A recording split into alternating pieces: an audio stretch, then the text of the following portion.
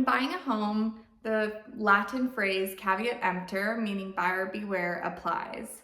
So this is a principle in contract law that essentially places the responsibility on a buyer to do their due diligence before making a purchase.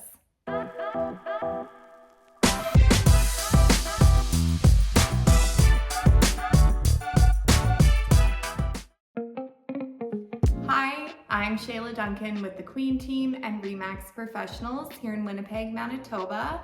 And today I'm going to give you a few tips on how you as a buyer can do your due diligence and protect yourself in likely the largest transaction you'll ever make.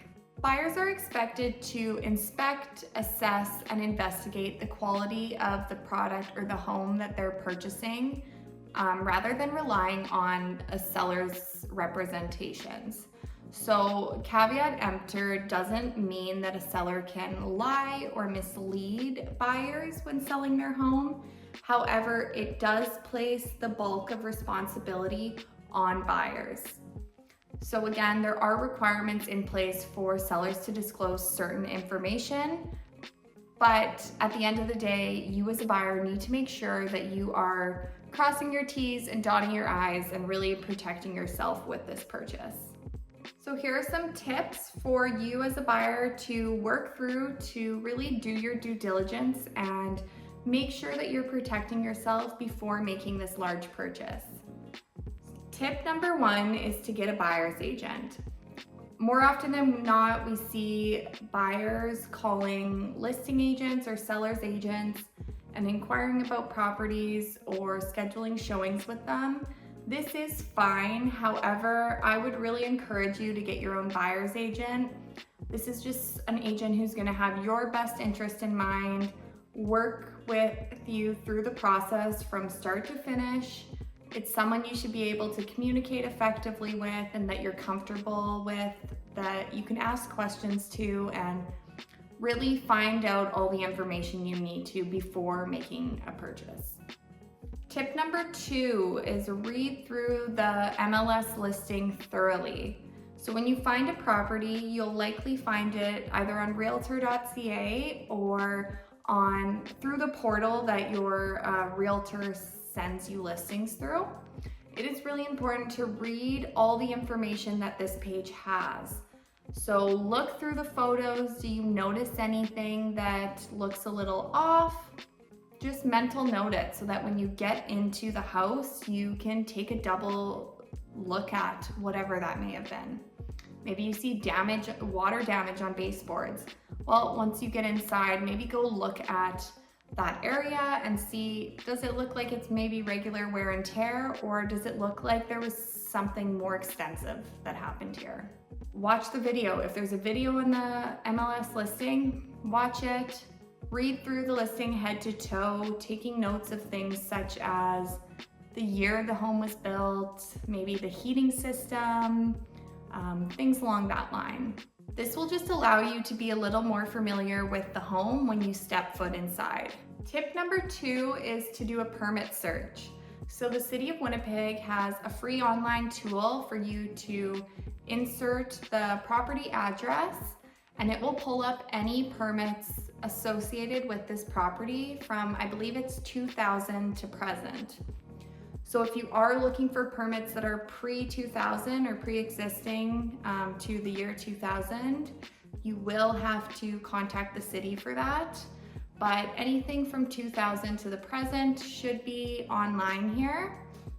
This is a really great tool to see if there are any open permits and to see what permits have been pulled and what work has been done with permits.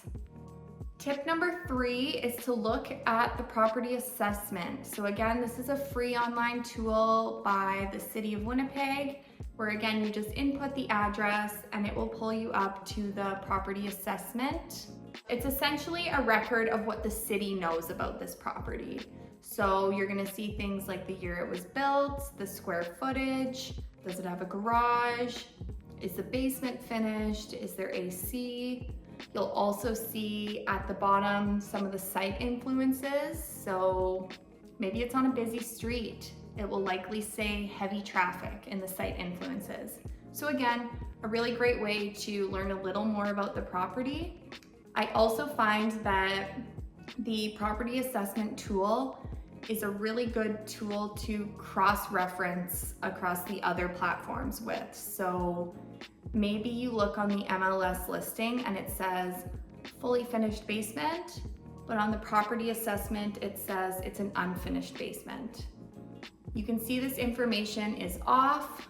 I would go check the permits. Maybe there's open permits for basement development that just haven't been closed yet and the city doesn't have the developed basement on record, or maybe that seller finished the basement without permits. So again, a really great tool to almost build a timeline or a history for that property by cross-referencing it with the other tools. So next tip is to do a Google search. So more often than not, this isn't going to reveal much information. However, if there was a situation that maybe got in the news regarding this property, I don't know, maybe a drug bust, let's say for example, you might pull up a news article about it, and at the end of the day, I'm not saying if it should or shouldn't change your mind. It's more just so that you see it up front rather than hear it from your neighbors 3 weeks after possession. Next tip is do a drive-by. So drive around the neighborhood, drive down the street, take a look from the exterior of what the yard and the property looks like. There's been many times where me and my clients have booked a showing and then I get a call a few hours later that they did a drive-by and they're no longer interested. This saves them time, myself time, and it saves the seller from having to vacate the property for a buyer who's not really interested to come take a look at it. If all these things have checked out, it is time to schedule a showing and step foot in the property. So book a showing with your realtor and go take a look through. Typically our showing slots are about 30 minutes. It's really easy to walk in and kind of get infatuated by the staging or the glitz, the prettiness, the quartz counters, the new floors, but really try to focus on all the aspects of the home, all the way from functionality for your family to those more important factors like the structure, the electrical, the plumbing, things like that. You can always book a second showing if you have the time before offer date. So if you do feel like you need to get in for a second time, don't hesitate to ask your realtor to schedule a second showing. It's a really great way to get a second look and notice things that maybe you missed the first time through. So these are all great tools to really help do your due diligence as a buyer. The last tip I will give is a home inspection. Now, I do think a home inspection is great for any property. However, I would recommend it more on a case-by-case basis. At the end of the day, it's up to you as a buyer and your comfortability levels on if you really want a home inspection or not. I think that if it comes to a really sought after neighborhood and home and you know you'll be competing, I would recommend either doing a pre-inspection on the home so that you don't have to include it as a condition of your offer and you still have that security of kind of doing all those checks. Or if you're maybe not competing on the property, it's been sitting on the market a bit, you can absolutely insert it as a condition. You can always insert it as a condition. We just tend to see in multiple offers, a home inspection condition will likely weaken your offer. So again, home inspections are another great tool, just more on a case-by-case. Talk to your realtor, they can guide you the best way for your circumstances. I'm Shayla Duncan with the Queen Team and RE/MAX Professionals. Thanks so much for taking the time to watch this video. I hope you picked up a few tips to do your due diligence and protect yourself as a buyer.